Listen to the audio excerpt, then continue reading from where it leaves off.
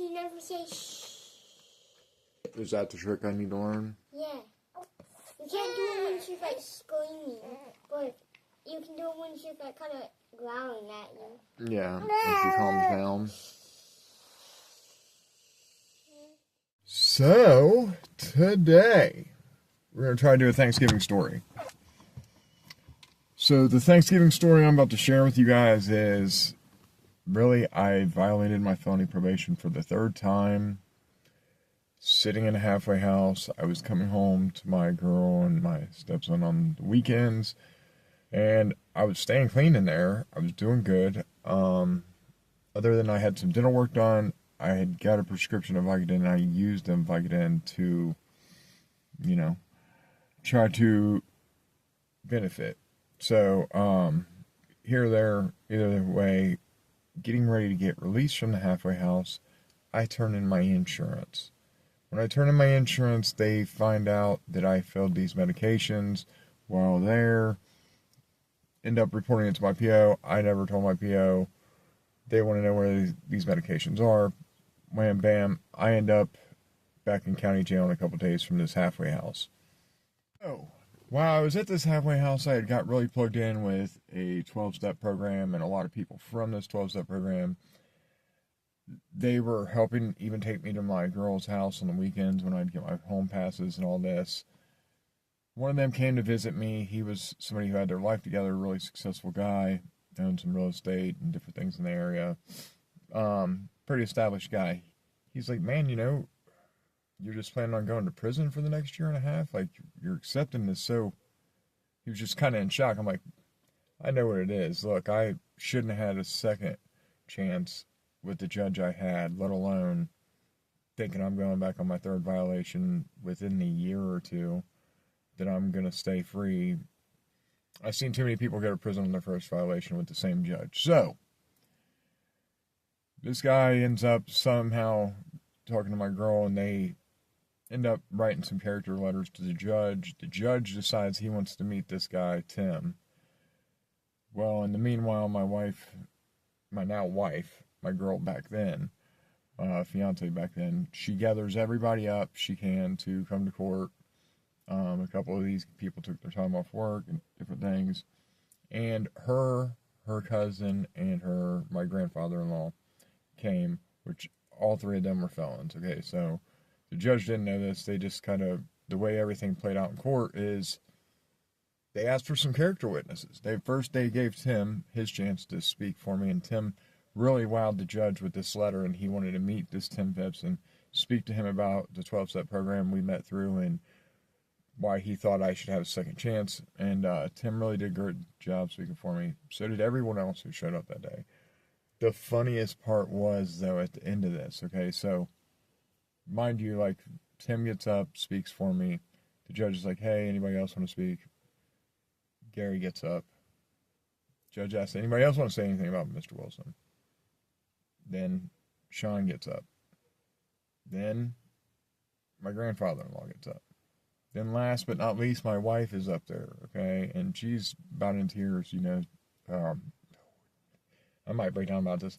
So she's almost in tears, and she's talking about, my stepson and, how we're close, and, she wants to see me have a chance to really be part of his life. And anyhows, midway through, like, her getting finished up on the stand, her PO comes in, and she's like, what's Miss Hamilton? What's Miss So-and-so doing here? Because she's on felony probation in the same county. So, they couldn't do anything during court, so the judge goes in, lets her get done. He said, Mr. Wilson, I'm going to give you a chance because basically you have a lot of people in your corner, and if it don't work out for you, we'll see you back here soon enough. I get released, okay? This is right before Thanksgiving, okay? I was literally back in jail. I spent Easter there, went out to the halfway house shortly after Easter, spent the whole summer there, and then I'm back in county, right before Thanksgiving.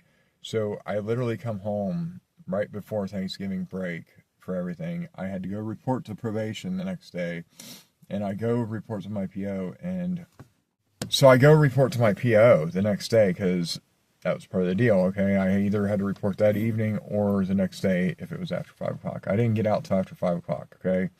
And I was so shook with everything that happened in court, I didn't even give my dinner tray away because I thought they were going to catch that my girl's on probation. That's going to be a violation. They're going to just give me a new violation and hold me or something. I didn't know because I knew it was a Hail Mary.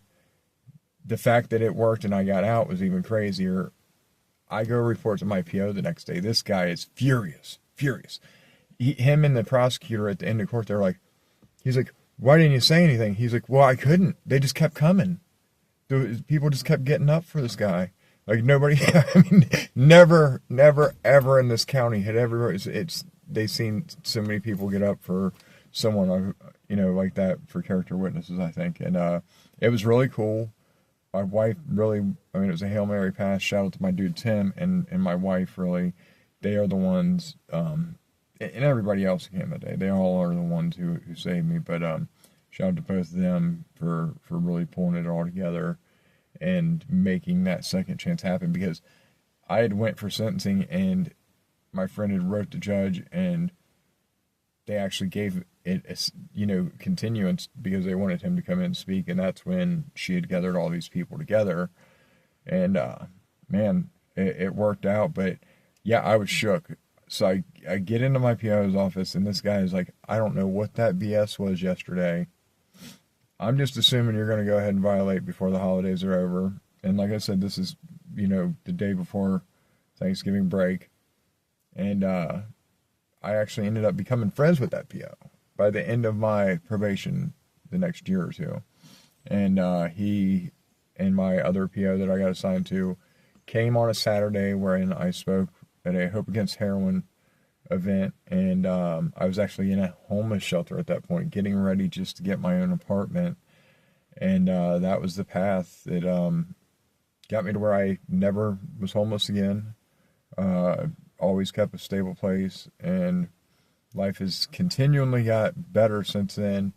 Getting ready to drop big news to you guys right around New Year's, something I'm really proud of to announce, and I'm going to do a video showing actually going in and doing filing the right things to do this. But yeah, hopefully the fence work continues, and who knows, we might be taking a path down the road to get in the recovery field and actually work in the center. We'll see. But before I could do that, I got to build a few $1 million in fence with my son so we can have our own $1 million fence company.